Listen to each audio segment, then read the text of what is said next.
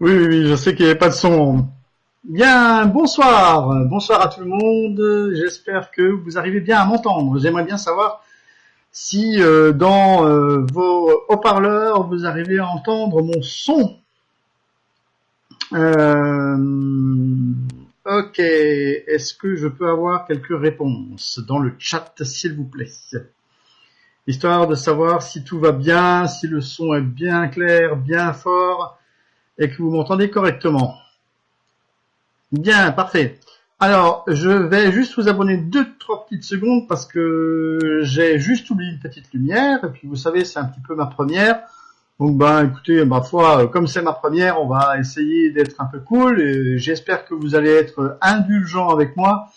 Parce que, d'une part, je découvre un petit peu la salle parce qu'elle est toute nouvelle. Elle m'a été confiée par Solar Group et je voudrais d'emblée les remercier, même si bien évidemment ils ne parlent pas forcément le français, sauf quelques-uns qui arrivent à me comprendre. Mais en tout cas, merci.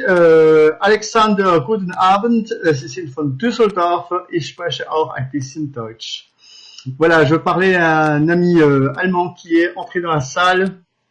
Est-ce que le webinaire sera enregistré? J'en sais rien. Des fois que vous auriez envie de l'enregistrer, je vous laisse faire. Je vous abandonne juste quelques secondes histoire de faire un peu de lumière.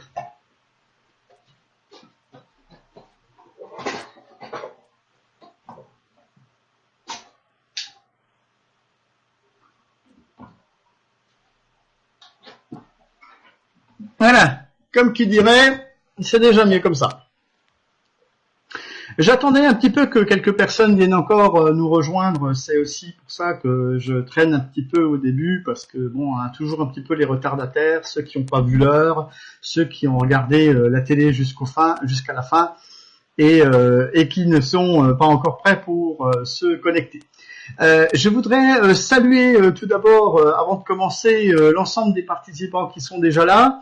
Alors, à savoir qu'on a des gens de France, d'Allemagne, qui sont là aussi, d'Ukraine, je vois, André, des gens du Cameroun, Cameroun encore, Côte d'Ivoire, bonsoir la Côte d'Ivoire, mes amis, Saint-Claude dans la Guadeloupe, Tahiti, bonsoir Gérard, et bien sûr Gilbert, bonsoir à Gilbert, de la Roumanie. Nous avons également le Sénégal qui est présent, le Bénin, la Côte d'Ivoire encore, mon ami Bissa. Et puis nous avons également des Français, bien sûr, avec grand plaisir. Nous avons donc des Français qui sont là. Bonsoir et rebonsoir à tout le monde. Voilà.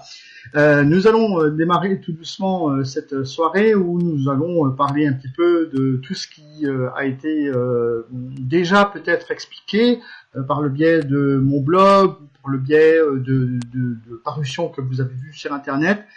Moi, je vais essayer de vous apporter quelques explications. Alors, bien sûr, ce soir, je vais essayer d'apporter les choses un peu à ma manière, bien qu'on ait une trame qui nous soit fournie, par la compagnie. Et je voudrais aussi préciser que je ne suis absolument pas là en tant que conseiller de quoi que ce soit par rapport donc à de la finance. Je ne suis pas un conseiller financier. Je suis un membre tel que vous. Ou si vous ne l'êtes pas encore, vous allez peut-être le devenir.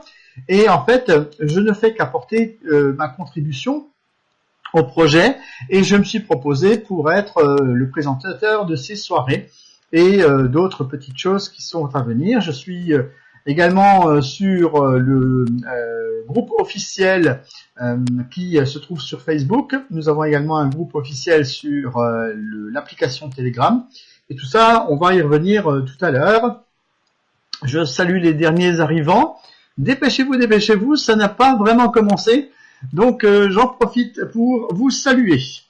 Nous allons passer aux questions-réponses un peu plus tard, parce que vous pensez bien que si je fais un peu une présentation, c'est d'emblée vous expliquer des choses, et vous allez peut-être y trouver des réponses à des questions que vous vous posez auparavant, et que je vous apporterai au cours de mon exposé.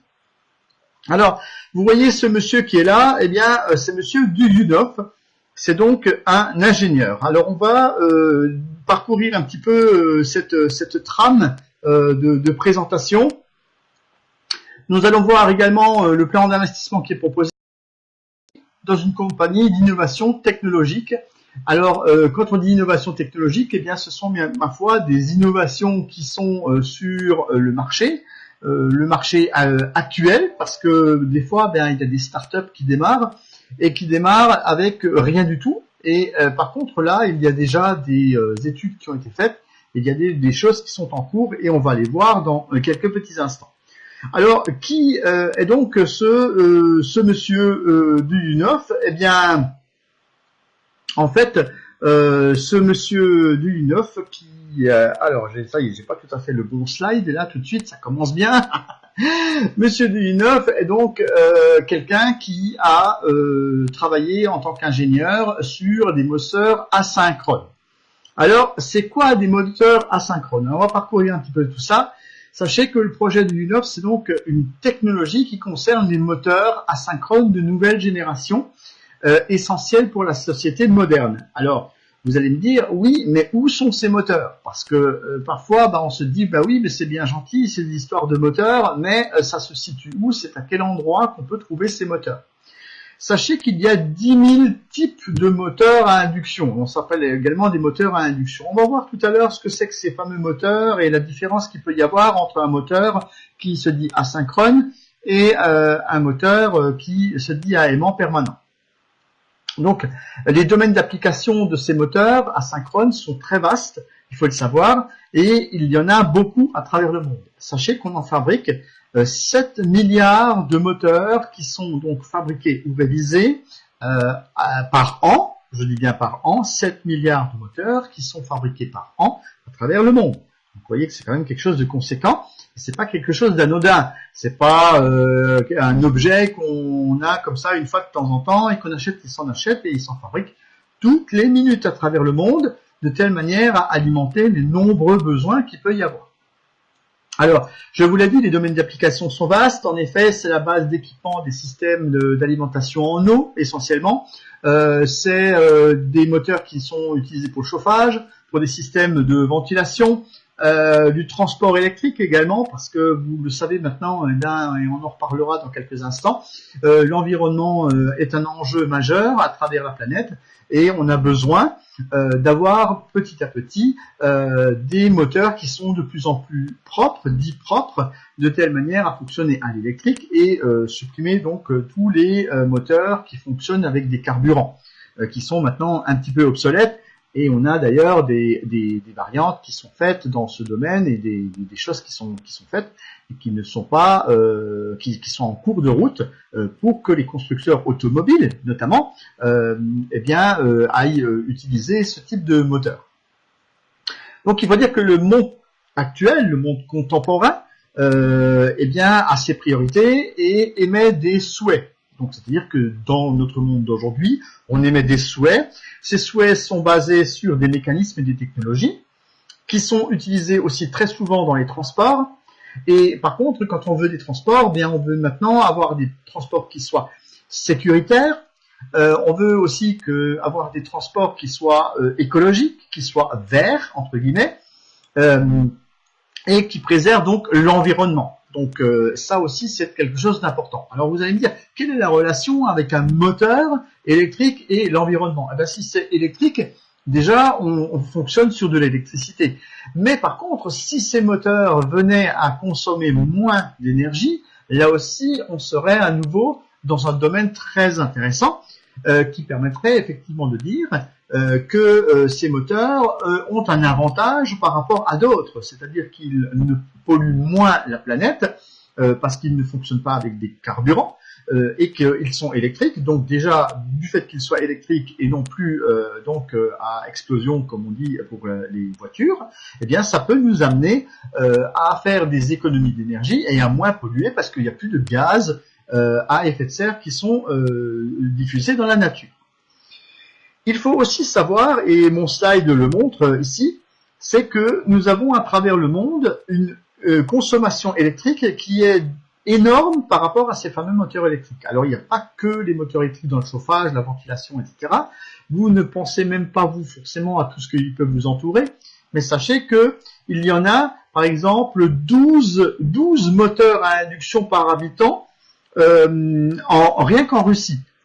Grosso modo, allez, 12-13 moteurs, on pourrait presque dire, à travers la planète par habitant. C'est énorme. Vous n'y pensez même pas. Quand vous avez une pompe quelque part, quand vous avez des outils que vous utilisez, votre machine à laver, votre aspirateur, ah ben oui, on n'y avait pas pensé. Ah ben oui, on n'y avait pas pensé du tout à tout ça. Mais oui, ils sont là, ces fameux moteurs. Donc, vous commencez tout doucement à comprendre de quel potentiel on parle. Parce que quand on veut se lancer dans un projet et qu'on a quelque chose en idée, qu'on veut faire avancer un projet, qu'on a l'intention d'avoir quelque chose d'intéressant, eh bien, dans lequel on va demander à certaines personnes de participer, donc d'investir, eh bien, en fait, on a besoin, effectivement, d'avoir quelque chose qui avance, quelque chose qui soit intéressant et qui ait du potentiel. Là, notamment, il faut le dire, les moteurs électriques asynchrones ont un potentiel. Alors, pourquoi asynchrone? C'est quoi ce asynchrone? C'est quoi la trouvaille? Parce que les moteurs, vous allez me dire, ça existait déjà avant. Alors, pourquoi tout d'un coup, maintenant, ces fameux moteurs de chez Duyunov seraient plus intéressants?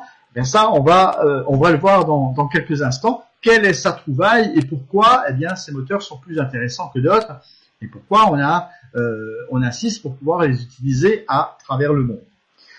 Alors, on va avancer un petit peu dans nos slides. Allez, c'est parti. Donc, je vous explique brièvement, mais sachez tout de même,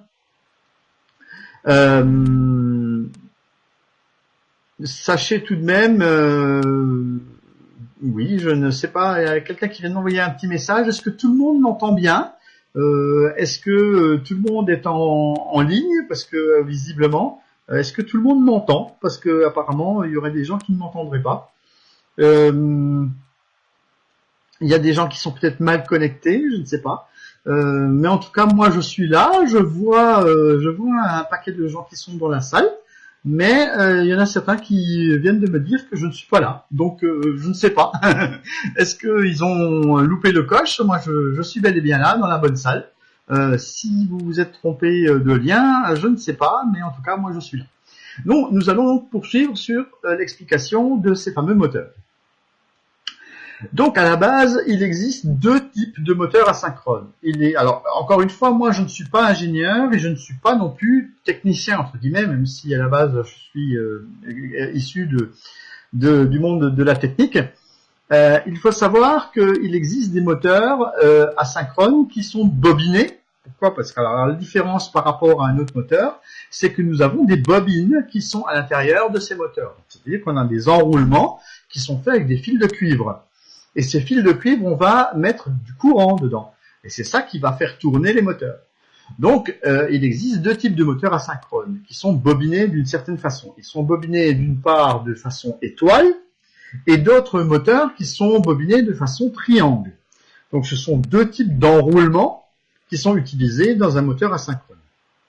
D'ailleurs, à la base, lorsque vous avez un moteur asynchrone, eh bien, il y a des bobinages à l'intérieur et on peut changer les plots.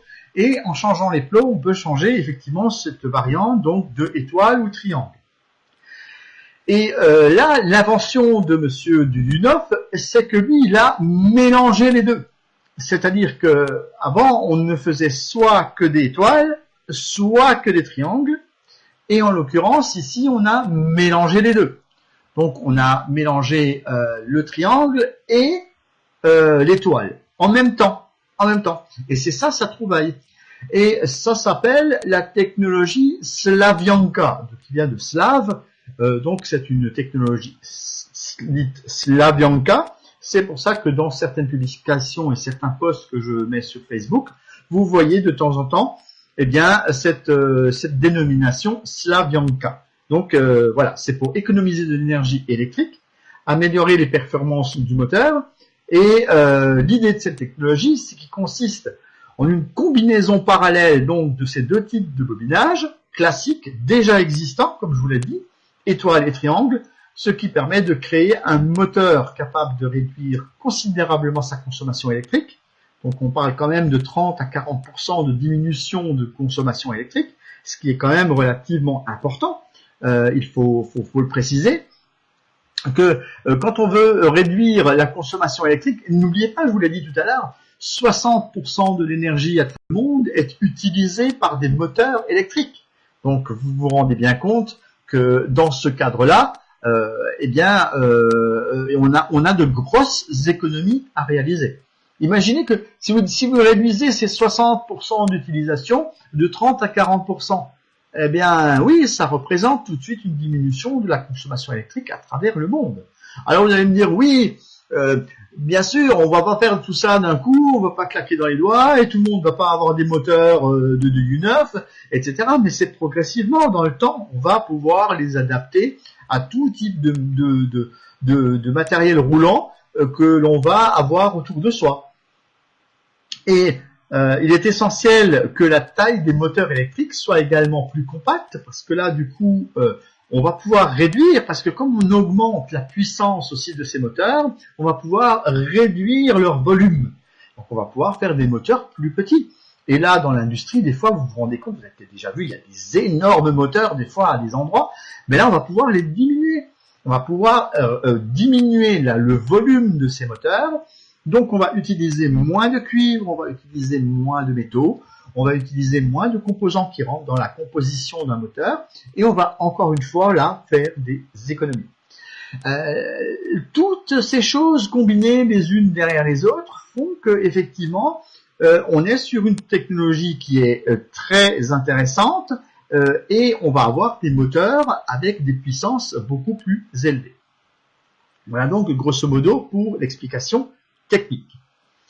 Alors, j'ai également dans mes explications une des premières inventions, une des premières mises en œuvre, je dirais, de Monsieur Duyunov, Dmitri Duyunov, c'est d'avoir fait une roue moteur utilisant la technologie, ce qu'on appelle un moteur moyeu.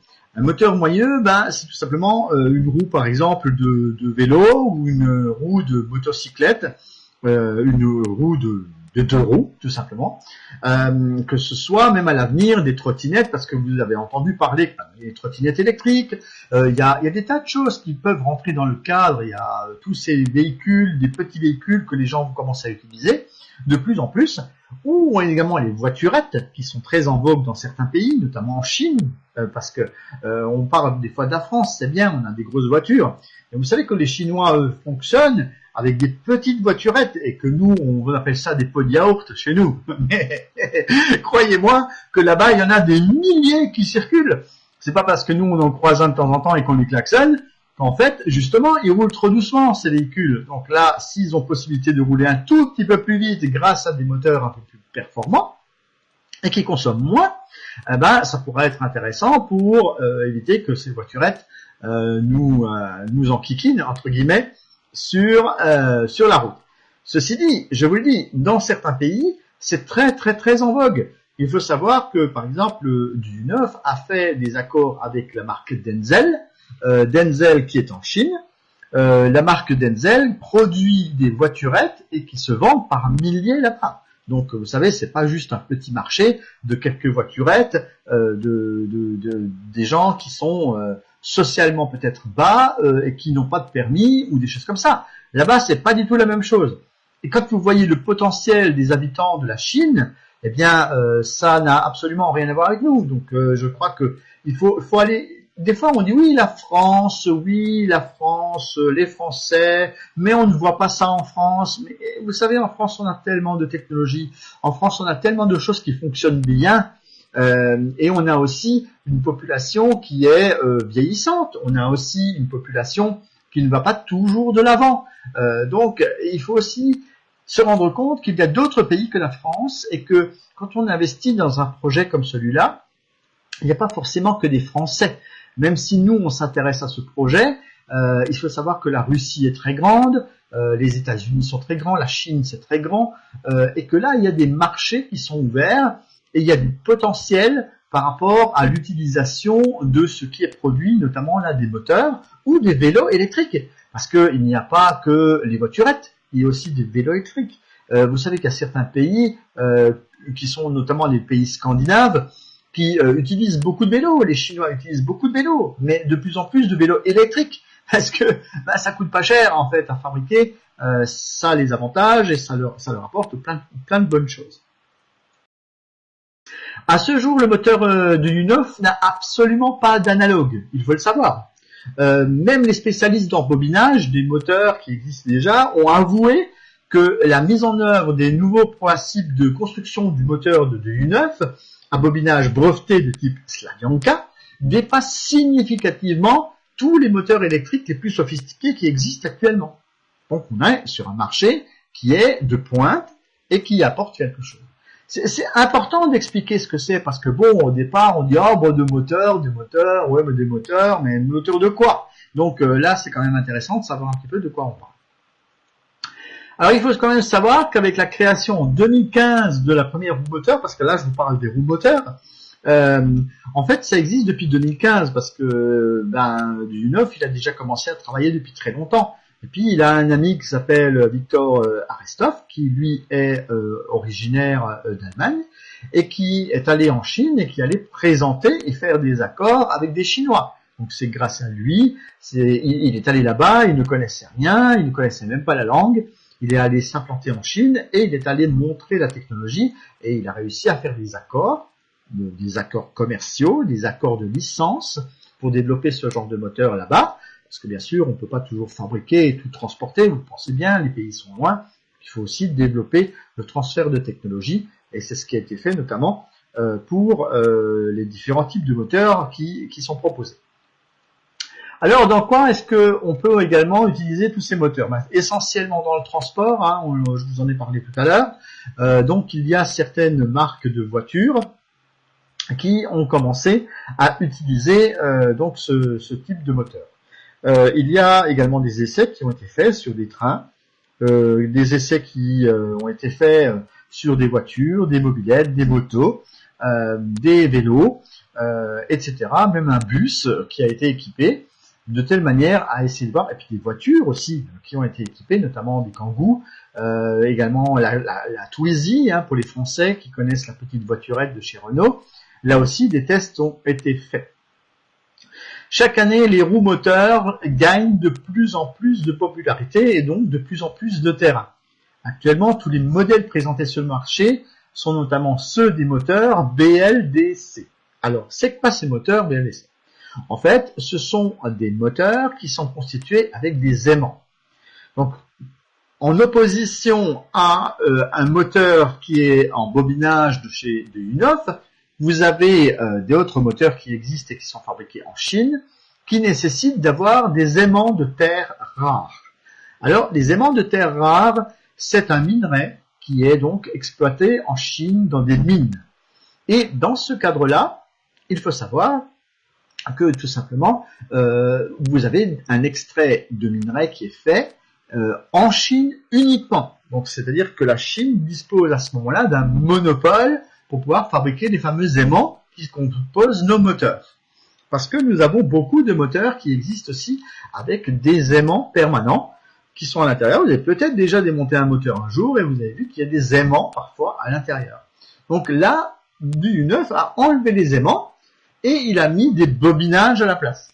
Et on peut aussi voir et se rendre compte que l'on peut construire des moteurs, c'est une chose, mais on peut aussi les rénover. C'est-à-dire qu'on peut prendre des moteurs qui existent déjà, qui sont sur le marché, qui consomment beaucoup d'énergie. On peut les rénover avec un bobinage type Slavyanka. Et on peut à ce moment-là fournir des nouveaux moteurs qui sont beaucoup plus performants, qui consomment moins d'énergie et qui peuvent aller plus haut en gamme. Alors encore une fois, je ne suis pas technicien, je ne suis pas dans la technique moi-même de ces moteurs, je ne suis pas ingénieur, mais il y a des tas de paramètres qui font que c'est très très très intéressant et on va pouvoir faire notamment une comparaison entre des moteurs qui sont dits à aimant permanent et des moteurs qui sont faits avec des bobinages. Donc on va faire une comparaison des différents types de moteurs amoyeux. Alors je vous rappelle, le moteur amoyé, c'est par exemple un vélo qui est donc équipé de ce type de moteur. Oui, bien sûr, Alain, ils seront également adaptables pour les machines, aspirateurs, etc. un énorme, moi je dis des fois, un marché colossal à travers le monde. Hein, je l'ai dit tout à l'heure, ça représente quand même 7 milliards de moteurs par an, pas partout, par an, de construits et rénovés. Donc, il faut dire quand même que Dmitri Duyunov a commencé à développer sa technologie depuis 1995, donc c'est pas tout neuf non plus, et que de nombreuses études ont été réalisées, y compris des tests effectués dans des laboratoires et par des spécialistes, auxquels on a ensuite octroyé des licences de fabrication de ce procédé. Alors il y a des gens qui vont me dire oui, mais on comprend pas très bien parce que on parle d'un projet d'un côté, et bien d'un autre côté on nous parle que ça existe déjà. Oui, c'est une technologie qui existe déjà et qui est déjà sur le marché. Ça c'est important de le dire parce que c'est pas quelque chose qui va apparaître dans 2 ou 3 ans comme on pourrait penser par rapport aux dates du projet. Simplement, je vais vous expliquer en détail tout à l'heure comment se déroule le projet et ce qu'on a déjà fait et ce que l'on va faire encore. Donc ici, vous avez peut-être commencé à lire ce petit slide. Vous pouvez voir que les moteurs à enroulement de type Slavyanka, donc à gauche en orange, sont donc beaucoup plus performants parce qu'ils ont une possibilité déjà de rouler en roue libre, notamment pour un vélo. On parle spécifiquement là de roues à moyeu, donc de roues qui équipent des vélomoteurs. Et on a une force de freinage lorsque l'alimentation est coupée, qui n'existe pas avec le type Slavyanka, alors que une forte puissance de freinage lorsqu'on utilise un moteur à aimant. On voit aussi les possibilités de rouler en roue libre, je vous l'ai dit à l'instant. Le pédalage, lui, est facile sur un vélomoteur, alors que pour un moteur à aimant, il n'y a pas de possibilité de pédaler facilement. On n'a pas dit qu'on ne pouvait pas pédaler, mais c'est dur, voilà, c'est difficile à pédaler.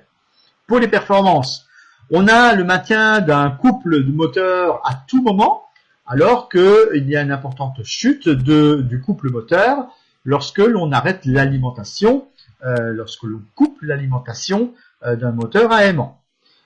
Capacité de surcharge contrôlable en fonction des courants, parce que là aussi, en fonction du contrôleur, c'est-à-dire de l'appareil qui permet de contrôler la vitesse, eh bien, on a des variations qui sont très sympathiques par rapport à une capacité de surcharge qui est limitée par l'induction des aimants, les aimants n'ayant pas de bonne cote dans ce cas-là, et la puissance du moteur diminue avec le temps, parce que bien quand ça vieillit mal, alors que, quelles que soient les conditions d'exploitation, le nouveau moteur, dit type Slavyanka, lui résiste beaucoup mieux dans le temps. Et puis maintient de la force coercitive tout au long du cycle de vie du moteur, alors qu'il y a une perte de la force au fil du temps, au fil des années, avec des moteurs à aimant. Pour ce qui concerne la fiabilité, on a la preuve totale de l'effet physique, donc alors que pour le moteur à aimant, c'est sensible aux effets physiques. Les aimants sont des matériaux fragiles. Il faut savoir qu'il y a une sensibilité pour les poussières. Vous savez, quand on roule avec un moteur à aimant, ça fait des poussières, de la limaille de fer, en fait, de la limaille d'aimant, en fait, si vous voulez, la poussière d'aimant, qui rentre dans le moteur et qui ensuite fait que ce moteur tient moins longtemps. Alors que de l'autre côté, on a un bobinage qui, lui, eh bien, ne pollue pas, ne fait pas de poussière et qui donc permet à ces moteurs d'être beaucoup plus résistants et beaucoup plus intéressants à utiliser. On a donc également la moitié du moteur à moyeu qui est immobile. Pour les moteurs Slavyanka, un bon système de refroidissement avec une possibilité d'utilisation de câbles de section différentes. Alors des câbles de section différentes, c'est pour l'alimentation. Parce que quand on a un moteur à aimant, on n'a pas trop le choix, on est obligé d'utiliser des câbles uniques, un seul type de câble. Et si vous utilisez toujours un gros câble pour aller partout, en fait, ça coûte aussi beaucoup plus cher de le fabriquer. Le coût, justement, le coût est beaucoup plus faible. Parce qu'on pourrait s'imaginer que parce que c'est une innovation technologique que ça coûte plus cher. Non, patatras, ça coûte moins cher, ça consomme moins, il y a une disponibilité des matériaux qui sont en dehors de la Chine, donc il y a une indépendance de la part des pays qui les fabriquent, et on n'est plus dépendant des mines de la Chine et des aimants de terres rares qui sont donc extraits des mines de minerais en Chine. Voilà. Donc on est indépendant par rapport à la construction, ce qui veut dire qu'on peut construire des bobinages partout dans le monde, on n'est pas obligé d'avoir recours à des aimants qui sont uniquement produits en Chine. Voilà. Alors, vous voyez, ça veut rien dire parce que quelque part, Victor Aristov va lui en Chine et propose des moteurs du U9. C'est pas parce qu'ils ont beaucoup de moteurs à aimant qu'ils sont pas intéressés par la technologie, hein, comme quoi ils sont aussi ouverts à la technologie, à faire plein de choses. Vous savez très bien que les Chinois ou tous les Asiatiques sont férus de technologie. Vous le voyez d'ailleurs par vos smartphones qui eux ne sont pas encore avec des moteurs, mais en tout cas, il faut le dire, sont fabriqués dans les pays asiatiques, là où il y a beaucoup de technologies qui se mettent au point. Alors, pour viser le lancement de la technologie au niveau international, le projet a choisi notamment le financement participatif pour pouvoir apporter quelque chose d'intéressant. Alors moi, je voudrais vous partager pendant quelques instants l'avis d'un monsieur qui, lui, a une entreprise dans le sud de la France. C'est un Français et je vous propose de l'écouter. Il vend des voiturettes, électriques, et il s'est mis effectivement au moteur de chez du U9. Alors, juste petite précision, vous allez voir la société ASEPP. Il faut savoir que ASEPP, c'est justement la société dirigée par Dmitri Duyunov et par son fils, et qui propose justement la technologie. C'est eux qui ont fait la création de la technologie et qui la proposent à la société Sovelmac dans laquelle on va être proposé d'investir, qui est une start-up. Mais en l'occurrence, ASCPP est le créateur à la base de cette technologie et ASCPP est donc cité dans cette vidéo. Petite vidéo de 2 petites minutes. Je vous propose d'écouter le monsieur qui parle français. Profitez-en. Et comme ça, je reviens dans quelques secondes. Voilà, je vous laisse avec lui. Comme vous avez pu le voir, et l'entendre, c'est pour ceux qui n'avaient pas le son au début, c'est arrivé après. Bravo, merci pour l'aide apportée aux autres participants. Il faut savoir qu'effectivement, c'est quelque chose qui a vraiment de l'avenir pour nous actuellement, donc d'avoir l'occasion de participer au développement de ces moteurs. Alors, nous allons arriver à l'objectif du projet. Pourquoi est-ce que ce projet a été, je vous ai commencé à vous parler de financement participatif tout à l'heure.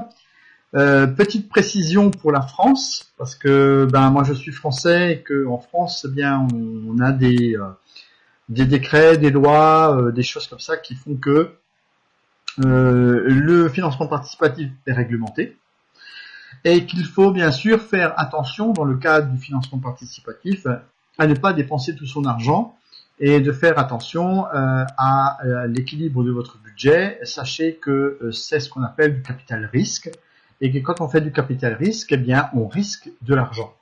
Donc on risque de l'argent même si les projets en eux-mêmes paraissent très solides et on va en parler dans un instant, sont solides parce qu'on a des garanties qui sont données par certaines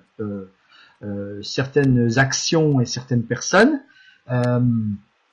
Ça fait que on doit simplement mettre de l'argent que si on le souhaite en son âme et conscience, et que moi je ne suis absolument pas conseiller financier, même si j'ai parcouru quelques études dans ce domaine, mais je suis aussi là pour vous prévenir.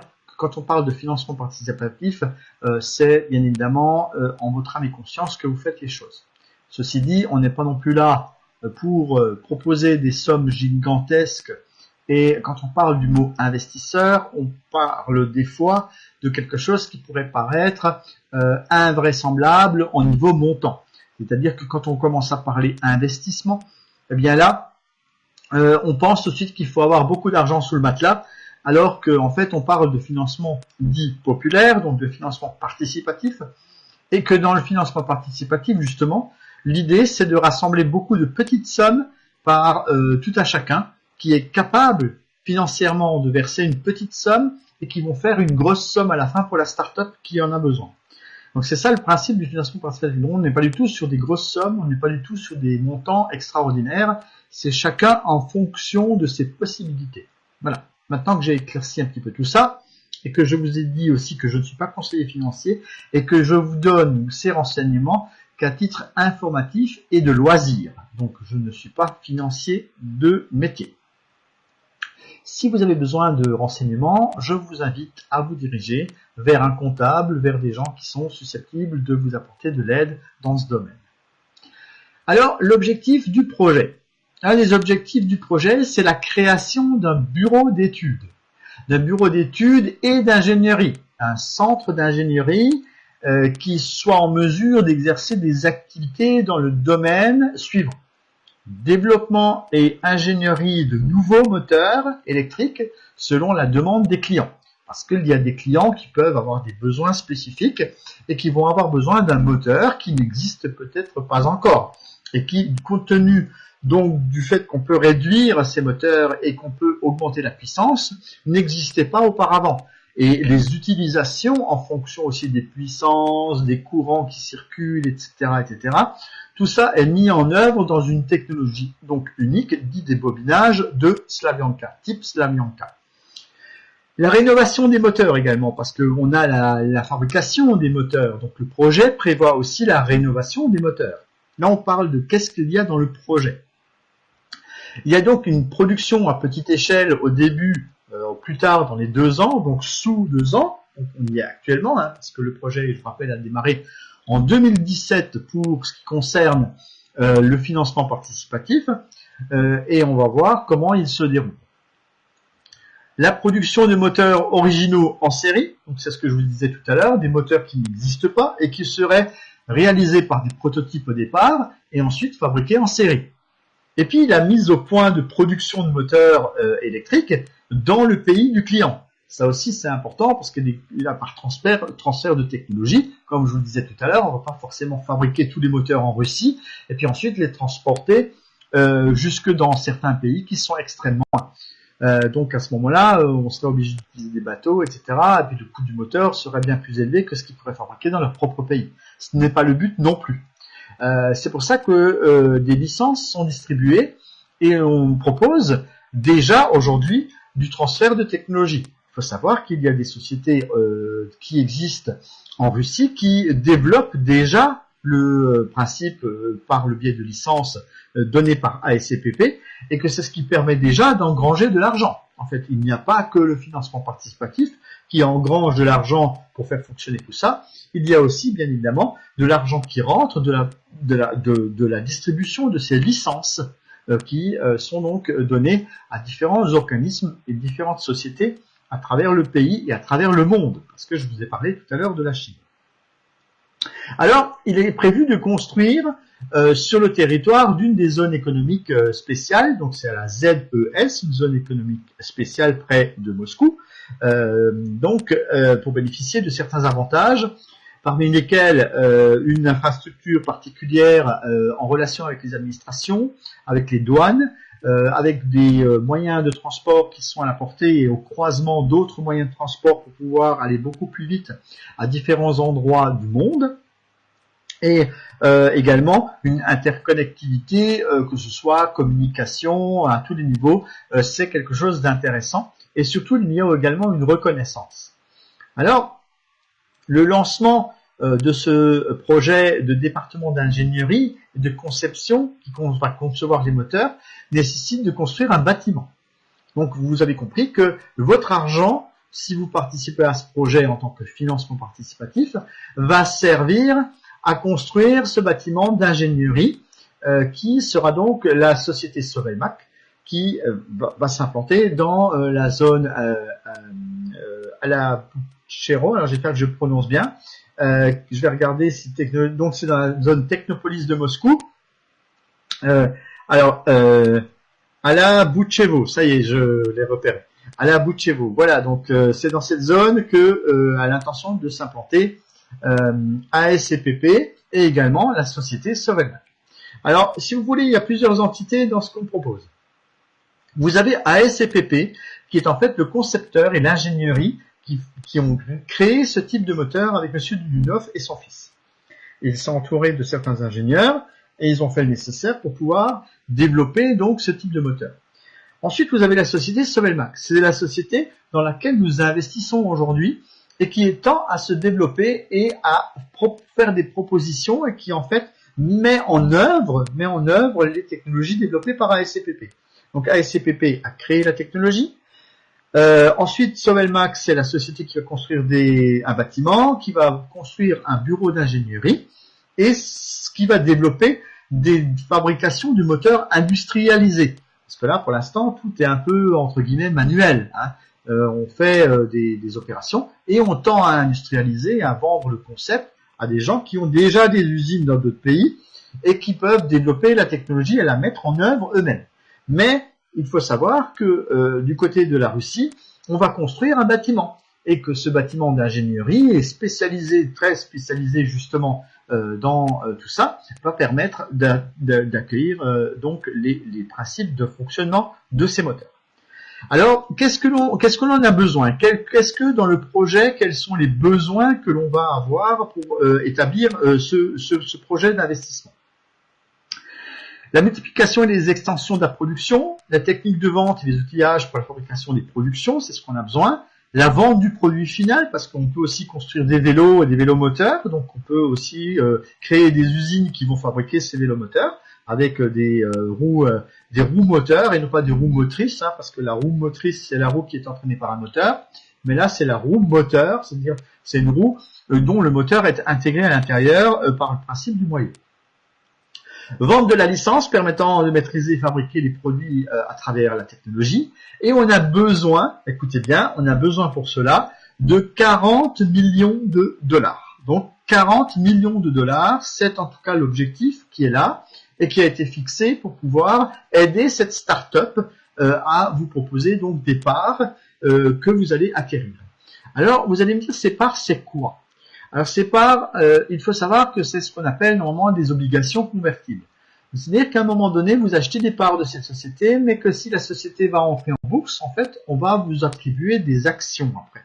Alors on utilise très souvent à tort le mot action parce que c'est une traduction littérale du mot anglais qui s'appelle share. Share égale action, et donc on pense qu'on achète déjà des actions. En fait, il n'y a pas d'action tant que ce n'est pas en bourse. Il y a d'autres financements participatifs qui existent, c'est basé sur exactement le même principe. Il n'y a pas d'action tant qu'il n'y a pas de bourse. Donc le prix des parts d'investissement dans la société est nettement inférieur à sa valeur nominale, la valeur nominale étant également fixée, je vous le redis, à 1 dollar la part. Donc c'est 1 dollar à l'entrée en bourse. Mais vous savez bien, la bourse, ça monte et ça descend. Donc le 1 dollar, c'est le jour J à l'instant T, c'est-à-dire le jour où ça rentre en bourse, mais après ça peut monter, mais ça peut aussi descendre. Donc ça, il faut le prendre en considération. C'est pour ça aussi qu'on parle de capital risque. Alors, le prix des parts actuellement, il est infime, il est vraiment infime. On va voir tout de suite dans quelques instants les tarifs qui sont proposés. Vous allez vous rendre compte qu'effectivement, c'est vraiment ridiculous, entre guillemets, le prix qui est proposé. Vous allez pouvoir acquérir un nombre important de parts. Pourquoi? Parce que le projet est divisé en 20 étapes. Donc il y a 20 étapes qui sont là et qui sont proposées. Depuis 2017, il y a déjà 7 étapes qui se sont écoulées. Donc on a aussi très récemment fait un saut, un bond dans le temps. Donc on est à l'étape 7 actuellement et on va aller passer à l'étape 9. Donc, dans pas longtemps, précisément le 25 février. Alors, le 25 février, vous allez me dire, c'est dans pas longtemps. Là, on est le 22 janvier, c'est grosso modo dans un mois. Donc, dans un mois, eh bien, non, pas 2020. non. Alors, l'entrée en bourse est prévue dans combien de temps? Dans combien de mois et dans combien d'années? Alors, Alain, on va répondre à la question. Il y a 20 étapes. En gros, une étape, ça dure 3 mois. Donc, grosso modo, il y en a pour 3 ans. Oui, il y en a pour 3 ans. C'est un projet à long terme. C'est pas, on claque pas dans les doigts et on construit des usines et puis tout marche tout de suite. C'est un projet. C'est un projet, une start-up. Vous avez déjà vu, vous, des start-up qui démarrent comme ça, elles partent de zéro un jour et 3 jours après, elles sont millionnaires. Ça n'existe pas. C'est pas une baguette magique. Les moteurs, faut bien les construire. Les fils et tout ça, faut bien les mettre dans les moteurs. Il faut fabriquer les usines, il faut vendre la technologie, il faut proposer le produit à travers le monde. Vous croyez qu'on claque comme ça dans les doigts et hop, et tout tombe tout seul? Non, non, non, non, non, faut arrêter, ça n'existe pas. C'est comme quand vous travaillez pour constituer de l'argent pour vous acheter, par exemple, une maison. Vous n'allez pas claquer dans les doigts, vous n'allez pas trouver un travail et du jour au lendemain, vous allez redevenir tellement riche que vous allez avoir une maison. C'est quand même quelque chose d'un tout petit peu logique. Restons dans quelque chose de normal et de traditionnel qui avance dans le temps, qui avance souvent plus vite qu'on ne le pense. Mais on a envie des fois de mettre la charrue avant les bœufs. C'est ce qu'on dit. Et là, c'est pas ce qu'il faut faire.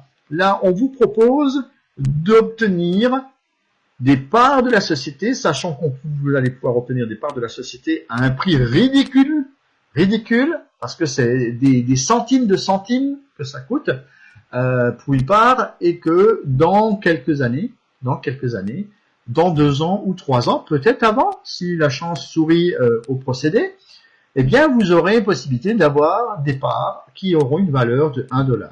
Sachant qu'aujourd'hui on les achète des centimes de centimes, ça, vous allez vite voir que ça peut être très très très intéressant et que cela représente pas forcément de gros investissements pour avoir quelque chose dans quelques années.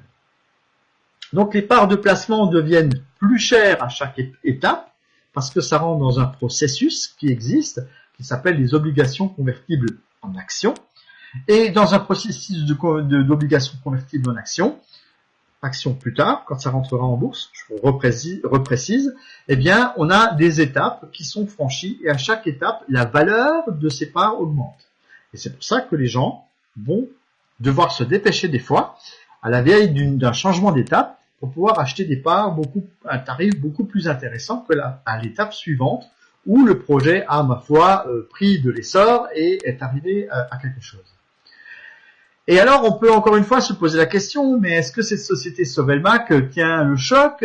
Qu'est-ce qu'elle a comme contrat? Est-ce qu'elle a quelque chose qui est déjà en route? Est-ce qu'on a possibilité de voir les choses? Il faut prévoir les choses, vous voyez, sur 20 étapes, 3 ans, entre 2 et 3 ans, et 40 millions de dollars. Donc vous voyez bien que on ne vous ment pas, on ne vous parle pas de magie. Ce n'est pas ici un hype ou des trucs où on gagne de l'argent tout de suite et en gros montant. C'est progressif et en fonction de matériel réel. Un moteur, c'est physique, c'est pas quelque chose de virtuel sur Internet. C'est de la technologie, ce sont des matériaux, ce sont du matériel qui est vendu à travers le monde et c'est du matériel physique. C'est quelque chose de physique. On va pouvoir le prendre en main, on va pouvoir le brancher, on va pouvoir le tester, etc.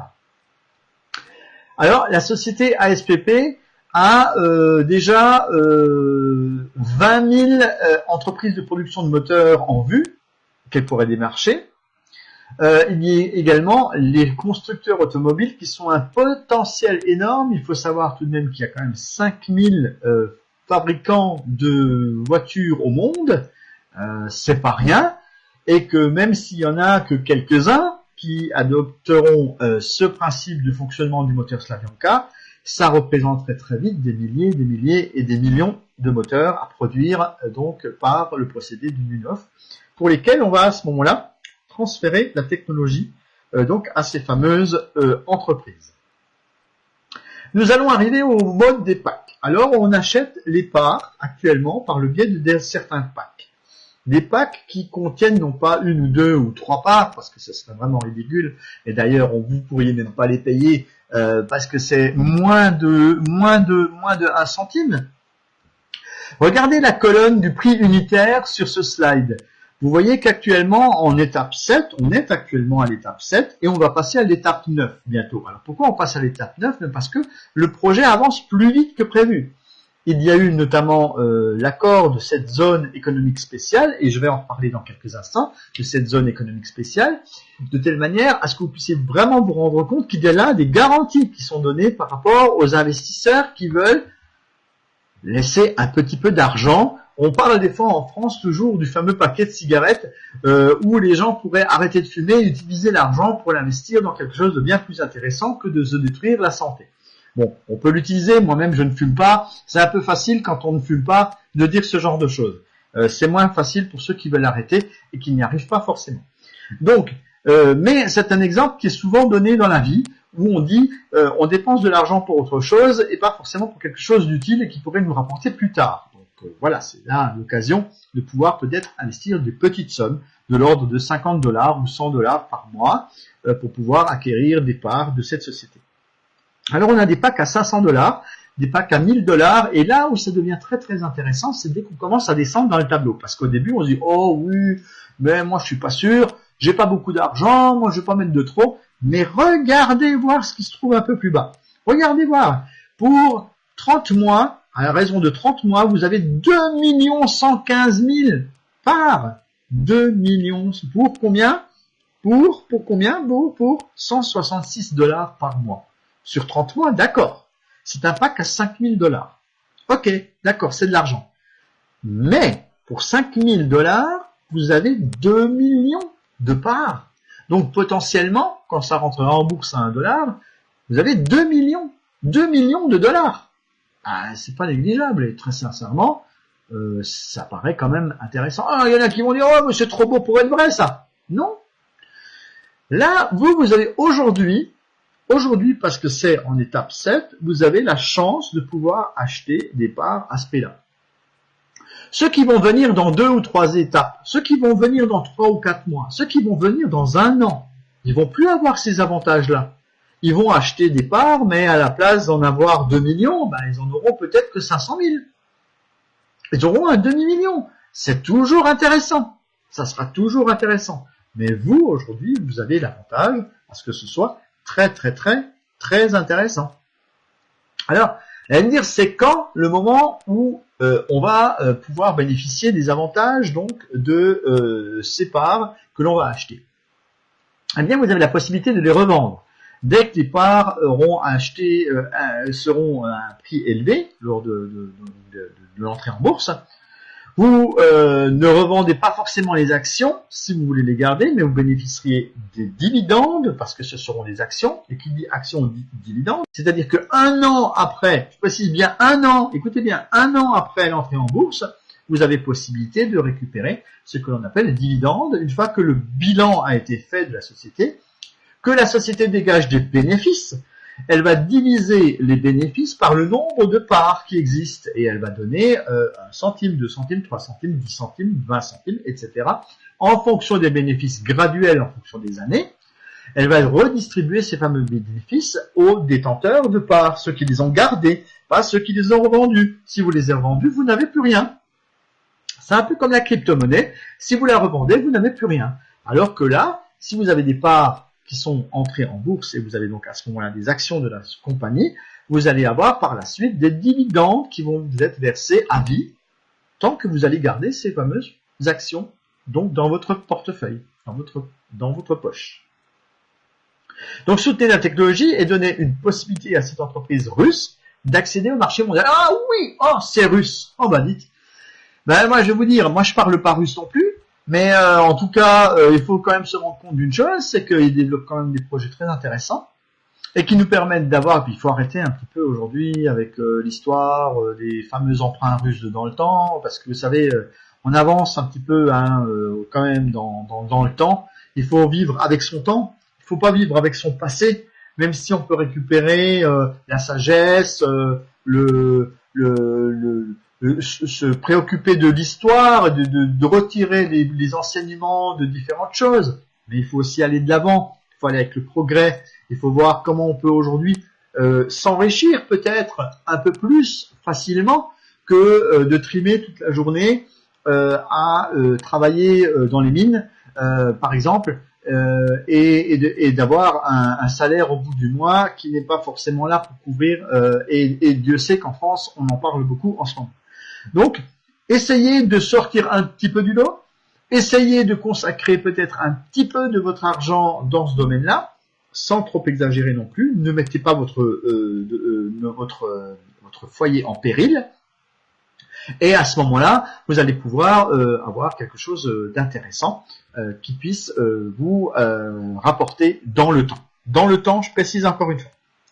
Alors vous allez me dire, oui, d'accord, mais c'est bien gentil, mais il va donc falloir attendre. Donc il va falloir attendre que tout ça, ça se fasse. Oui, vous le voyez ici, je vous donne la courbe.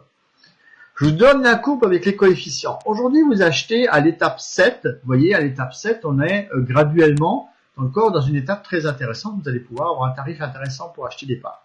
Et après, graduellement, jusqu'à l'étape 20, bien sûr, ça va diminuer. Il y a des gens qui ne le comprennent pas. Mais oui, parce que la technologie, elle prend de la valeur. La technologie, elle est de plus en plus reconnue. Et quand quelque chose prend de la valeur, eh bien, ça coûte plus cher. Ça coûte plus cher. Et comme ça coûte plus cher, eh bien, ça devient plus rare. C'est aussi moins de parts. S'il y a moins de parts, elles deviennent plus chères. Est-ce que vous avez déjà vu un petit peu comment ça fonctionne, les fameux bus low cost? Voilà les avions low cost. C'est exactement le même principe. Si vous ne le saviez pas, je vais vous l'expliquer. Au départ, vous avez des places qui coûtent 5 euros, par exemple. Je parle en euros. Pour monter dans un bus, Flixbus ou machin bus, ou je n'ai pas forcément de marque, ça n'a rien à voir, c'est pas pour vous donner une marque. Je n'ai pas de préférence, je les connais pas.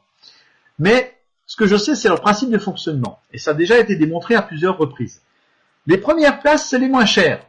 Par contre, au fur et à mesure que le nombre de places dans le bus se remplit, les places deviennent de plus en plus chères. Pour l'avion, c'est pareil. Quand vous allez sur Internet un mois avant, vous avez très peu de place dans l'avion. Donc, on vous les vend pas cher. Parce que la compagnie, elle veut rentabiliser. Mais dès qu'on s'approche de la date, en fait, les places commencent à augmenter jusqu'au dernier jour où elles sont extrêmement chères. Voilà. Et donc là, c'est le même principe. C'est exactement le même principe. Quand vous arrivez aujourd'hui, et quand est-ce que c'est le meilleur moment pour acheter? C'est maintenant qu'il faut acheter, pas demain. Parce que demain, dans un mois, c'est trop tard. Si vous dites, je vais prendre à la fin du mois, j'entends des fois les gens à la fin du mois, oui, mais à la fin du mois, ils ont autre chose à faire. Donc, ils ont une autre facture qui est tombée entre-temps, et puis entre-temps, ils font absolument rien du tout. Ils font absolument rien du tout. Donc, voilà un petit peu le cheminement de ce qui est proposé. Dans ce qui concerne le schéma juridique et le mécanisme juridique de la société, il faut savoir que 25% de la société va être détenue par ASCPP. Donc 25%, c'est quand même l'équipe numérique qui va détenir donc cette partie-là. Il y a également l'équipe de Duyunov qui va détenir 25% parce qu'il faut quand même quelque part des dirigeants, des gens qui soient là et qui maintiennent le cap pour pouvoir avancer. Et puis ensuite, il y a 50% des parts qui sont donc prévues pour le tout à chacun, c'est-à-dire vous et moi, pour pouvoir investir dans ce domaine. Et on aura donc 50% des parts. Enfin, nous tous, 100% du collectif des investisseurs, représenteront 50% de la part de Sovelbank. Et c'est comme ça qu'est dessiné le schéma et qui vous est donné ici sur ce slide. Voilà Monsieur Duyunov, donc, que vous aviez peut-être déjà vu en image. C'est donc le développeur de la technologie de bobinage de type Slavyanka, inventeur de moteurs de moyeu à moyeu sans aimant permanent, que je vous ai montré tout à l'heure. Et c'est en tout cas lui qui a fait tout le nécessaire pour en arriver là. Donc, une économie d'énergie pouvant aller jusqu'à 40%, une réduction de 30% du prix de la fabrication des moteurs, passage du moteur de différentes classes. Si vous connaissez un peu les classes des moteurs, ça passe de la classe E1 à la classe d'efficacité E3, E4, et une intensification, pardon, je lis un petit peu sur mes notes, une intensification du couple moteur de 35% d'augmentation, et une réduction des courants de démarrage de 35% également, et une diminution significative du niveau de bruit et de vibration des moteurs. Ça aussi, c'est important parce que la pollution sonore, vous le savez bien, c'est aussi un autre problème et un autre domaine. Alors, les investisseurs peuvent également faire du partenariat. Je le précise au passage, bien que ce ne soit absolument pas obligatoire. Donc, si vous ne voulez pas attendre 3 ans pour récupérer les fruits de votre investissement, vous pouvez très bien, suivant un plan de rémunération, bénéficier de ce que l'on appelle le marketing de réseau. Ce n'est absolument pas obligatoire. Je précise, d'ailleurs, si ça l'était, ce ne serait pas légal. Donc là, encore une fois, c'est quelque chose que certaines personnes vont pouvoir développer. J'insiste beaucoup, moi, auprès des partenaires qui travaillent avec moi, des gens qui travaillent avec moi, par rapport à ce plan de rémunération qui peut leur permettre de financer d'autre part ou de financer les packs qu'ils achètent. Donc c'est une solution, c'est un moyen, mais ce n'est pas une obligation. Ensuite, je voudrais aussi préciser que la société fait des rassemblements, notamment du côté de Moscou ou en Russie. Il y a eu le 24 juin 2017 des gens qui se sont réunis dans une salle pour leur présenter, vous voyez, des motocyclettes montées avec ce type de moteur. Il y a également eu le 29 septembre 2018 à Moscou. Il y a eu également donc un rassemblement dans une grande salle avec des gens qui étaient là. Alors, précision, pour ceux qui voudraient faire un éventuel voyage, je suis peut-être moins partant pour y aller. Je vous en dirai plus dans quelques temps. Sachez que le 16 février, il y a à nouveau une conférence internationale à Moscou où vous allez pouvoir participer. Si vous êtes partant, moi je vous invite à me contacter en dehors de ce forum, de cette salle, pour pouvoir faire le nécessaire pour venir avec moi éventuellement si j'y vais, ou de programmer un voyage pour aller à Moscou. Comme ça, vous allez pouvoir toucher les moteurs, toucher les gens, voir la réalité. Et c'est ce qu'on a envie de voir des fois, parce que vous savez, on est ce qu'on appelle des Saint Thomas. Alors je m'appelle pas Thomas, je m'appelle Gilles. D'ailleurs, je voudrais remercier tous les Pavel qui sont également du côté de la Russie, parce que il y a une petite anecdote qu'il faut que je vous raconte. Nous avons donc une personne qui chapeaute un petit peu ce que je suis en train de faire ce soir là, de présentation, qui s'appelle Pavel. Il y a également un des présentateurs qui fait d'habitude des webinaires en russe, qui lui s'appelle également Pavel. Et il faut savoir que Pavel en français c'est Paul. Et il se trouve que mon second prénom c'est Paul. Je m'appelle Gilles Paul. Voilà. Bon, il se trouve que mon père il s'appelait Paul et que j'ai son prénom. Donc on est dans un espèce de consortium de Pavel pour vous présenter et vous parler de Solar Group. Ah tiens, à propos de Solar Group. Alors qu'est-ce que c'est Solar Group? Alors Solar Group, c'est tout simplement la plateforme qui va récupérer vos financements. C'est la plateforme qui va récupérer votre argent et qui va le redonner à Sovelmac. Donc c'est pour donner un peu le schéma. C'est vrai que on ne peut pas tout expliquer en détail comme ça dans un webinaire. Alors, il peut y avoir des questions. Alors je vais remonter un petit peu le questionnaire. Est-ce qu'il y a un partenariat avec un autre financement participatif très connu dans le domaine des transports? Non. C'est important, je le précise, non, il n'y a pas de partenariat. Voilà, deux ingénieurs se connaissent parce qu'ils ont fréquenté l'école d'ingénieurs ensemble, donc ils se connaissent, mais il n'y a pas de partenariat. Il faut savoir que le mode de transport dont nous parlons, et qui est récent et qui est une innovation technologique, n'utilise pas de moteur asynchrone de chez Villeneuve. N'utilise pas, je l'ai bien dit, donc j'espère que vous n'allez pas répéter demain l'inverse, parce que ce n'est pas du tout ce que j'ai dit. N'utilise pas, parce que il faut savoir que ils utilisent des moteurs à aimant permanent qui sont fabriqués par eux-mêmes, donc ça n'a rien à voir avec du Villeneuve. Voilà, il n'y a guère que la bicyclette, le tricycle si vous préférez, que utilise l'ingénieur du transport en question, qui est une fabrication de chez Villeneuve. Voilà voilà la relation qu'il peut y avoir. Ils se connaissent parfaitement bien. Mais ne jouent pas dans la même technologie et n'ont pas de partenariat. Je préfère le répéter 15 fois plutôt que de dire ensuite l'inverse, que les gens puissent raconter l'inverse. Si vous avez des questions, je vous invite à y aller dans le chat parce que moi, ça fait déjà un petit moment que je vous donne des explications. Est-ce que vous avez peut-être des choses que vous n'avez pas compris? Est-ce qu'il y a peut-être d'autres domaines où je peux vous expliquer où il y a des moteurs? Ça, je peux peut-être vous dire. Alors, il y a les véhicules électriques, les vélos électriques, les navires marins, fluviaux, à traction électrique. Il y a des planches gyroscopiques, donc là, on commence à en voir un petit peu partout. Des avions électriques, ça existera aussi à l'avenir. Les ascenseurs, les escaliers, les remontes-pentes, les escaliers roulants, également les meuleuses d'angle, les machines à couper au plasma, il y a également les visseuses, ça y est, les visseuses perceuses, les climatiseurs, les ventilateurs, les aspirateurs, tout ça, ça se finit en heures, comme les moteurs, et les systèmes de suivi d'équipement utilisés dans l'espace, là aussi, il y a des moteurs pour diriger des panneaux, vous voyez par exemple sur les satellites.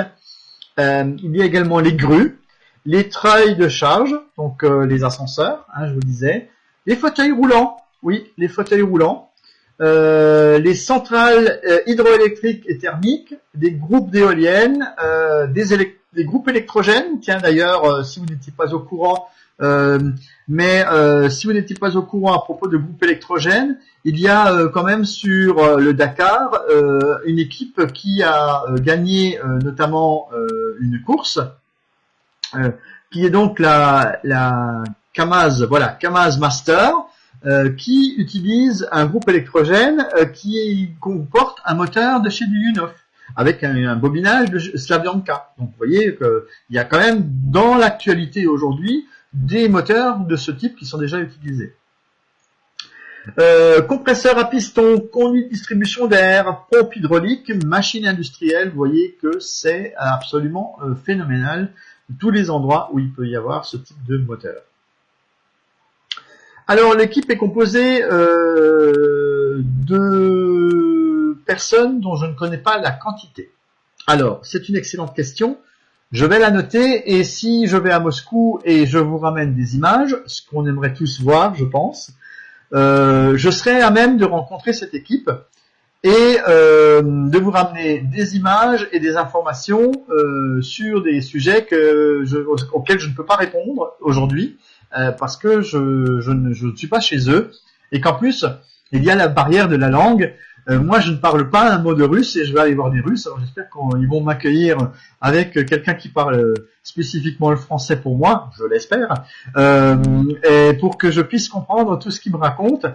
On me l'a promis, si j'y vais. Et bon, allez, je vous ai presque vendu le truc, quoi. Hein. Donc si j'y vais, voilà. Est-ce qu'il y a des gens peut-être intéressés à venir avec moi? Je n'en sais rien. Manifestez-vous. Alors ensuite, qu'est-ce que j'ai comme question? Cela représente donc l'effectif. Je ne sais pas. Ensuite,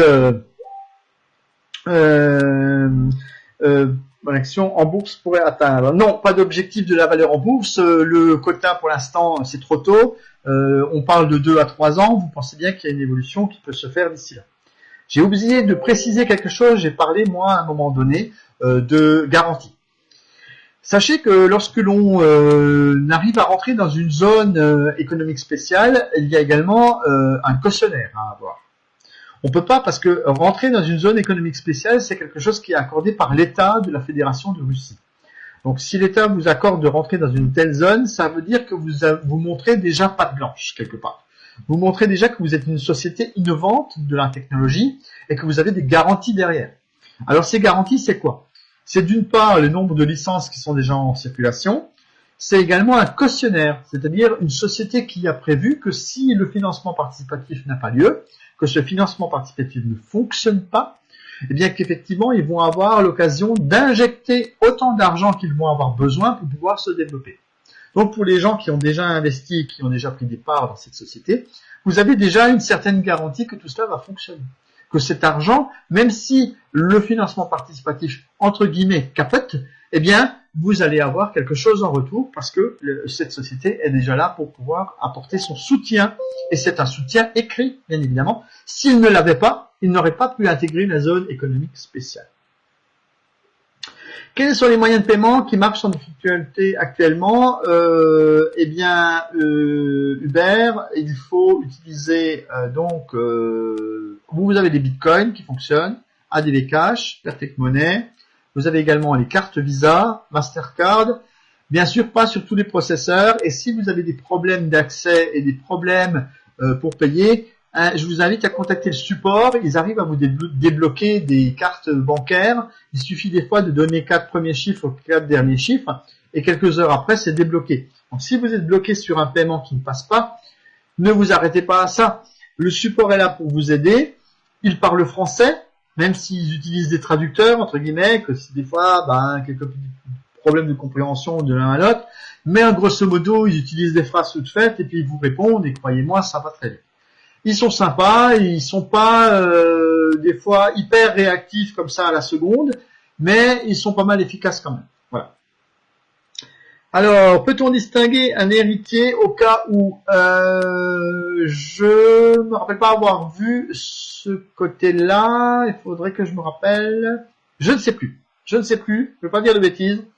Mais en tout cas, on va essayer soit d'apporter l'idée, soit d'y remédier, bien évidemment. Si ce n'est pas le cas, on va essayer de voir ça. Alors, laisser en russe le back-office.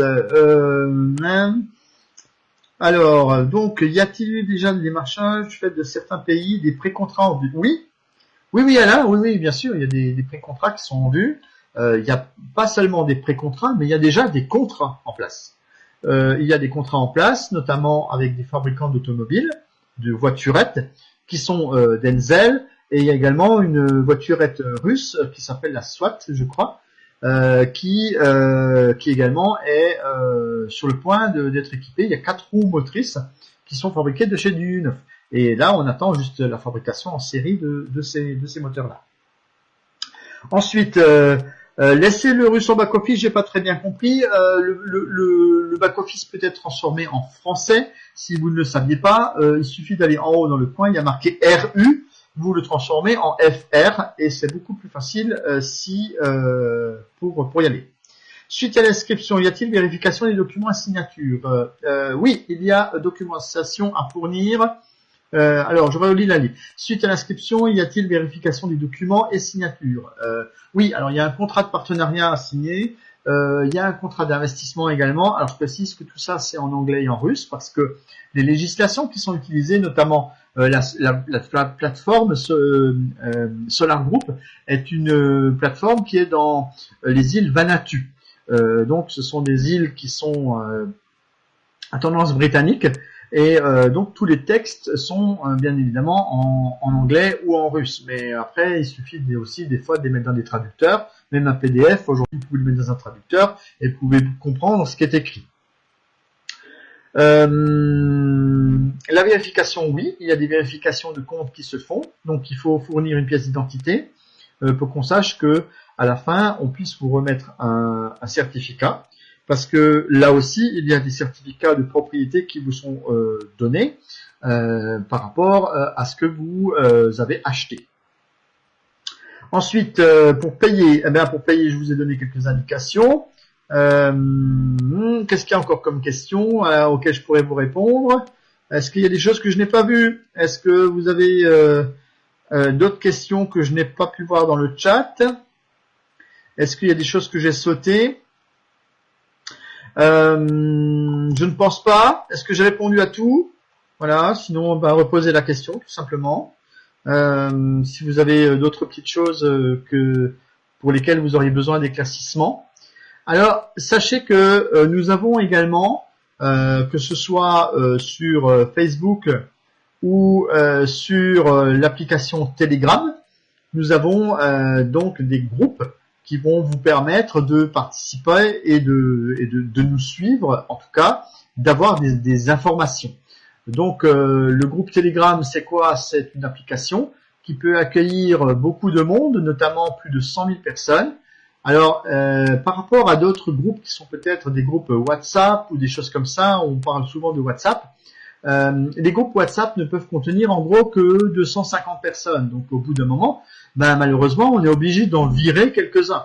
Alors ça, c'est pas toujours très sympa parce que on n'a pas envie de virer les gens. Hein. On a envie que quand ils sont là, on a envie de les garder, quoi. Hein.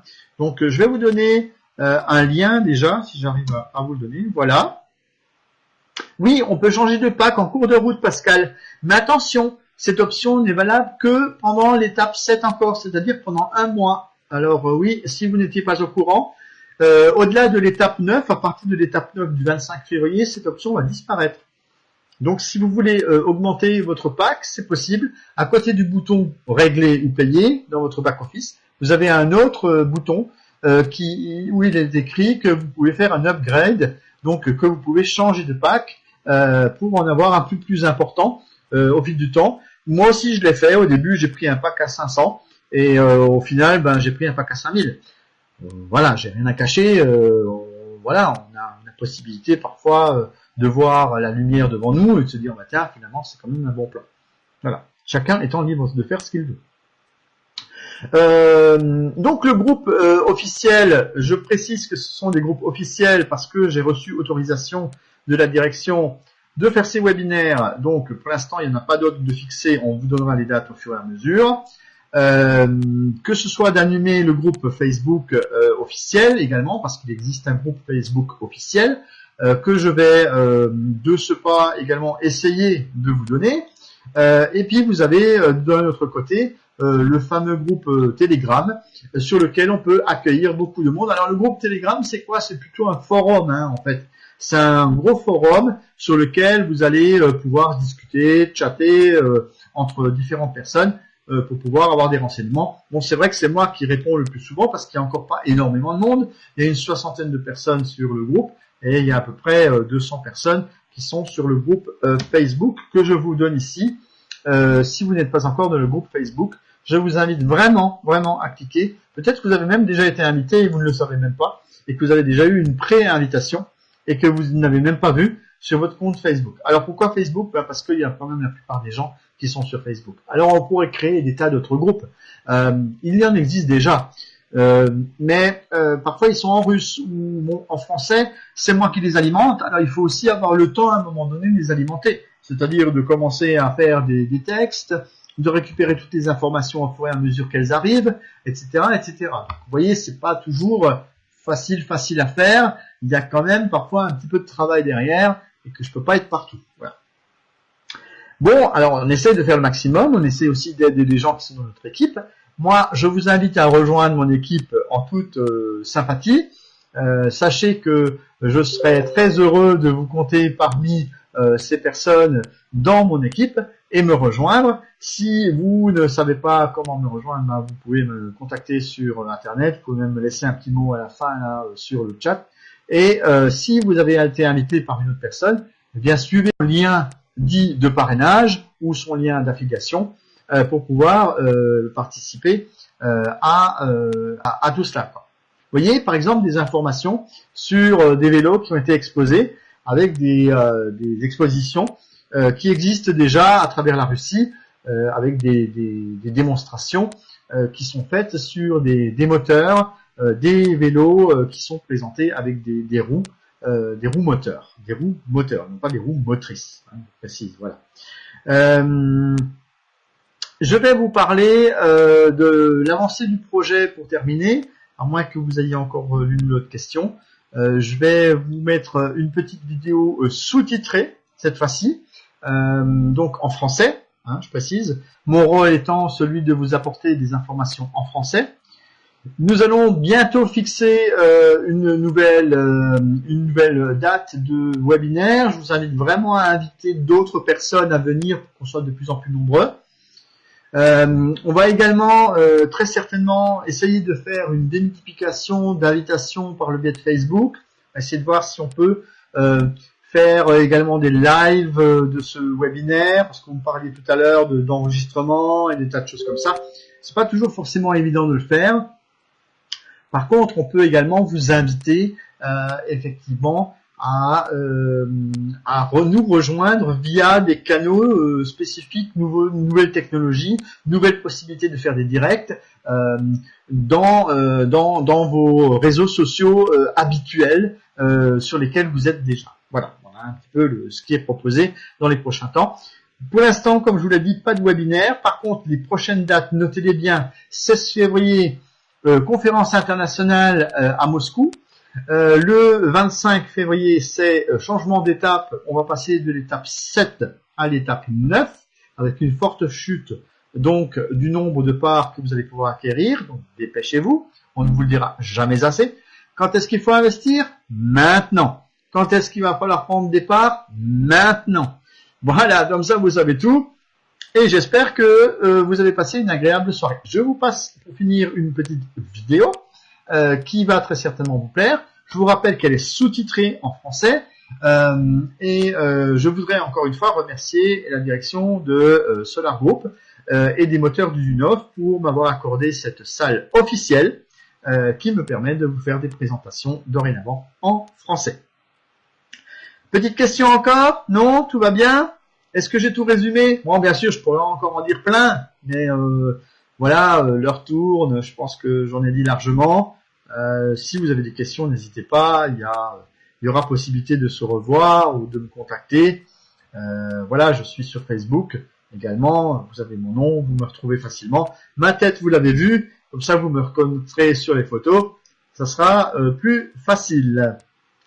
Excellente soirée, je remercie encore une fois tous les participants, que ce soit les gens qui viennent de France, d'Allemagne, Guten Abend à Alexander, qui était là, également bonsoir à l'Ukraine, au Cameroun, à la Côte d'Ivoire, également à la Guadeloupe, également à la Polynésie française, à la Roumanie, qui était également présente, le Sénégal.